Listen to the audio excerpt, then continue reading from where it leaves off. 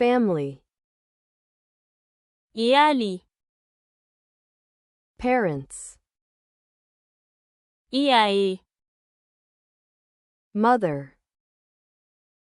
uwa, father, uba, child, yaro, children, yara, son, ɗa, daughter, ‘yar, brother, ɗan uwa, sister,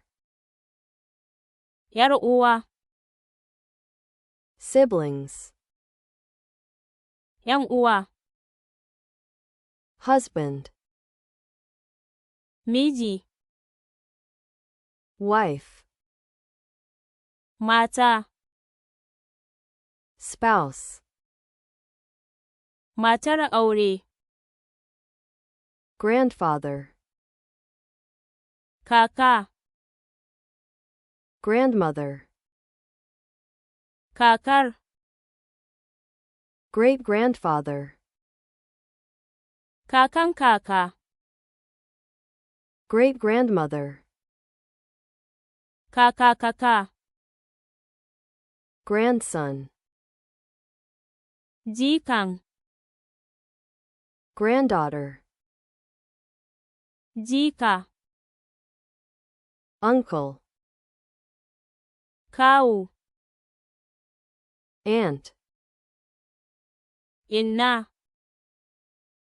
nephew, ɗan uwa,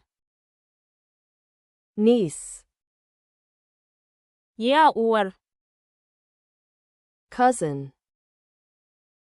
ɗan uwa, relatives,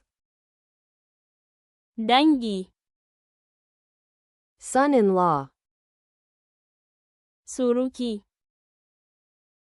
daughter-in-law, surukarta, father-in-law, suruki, mother-in-law, suruka, adoptive parents, iyaye masu riƙo, adopted child,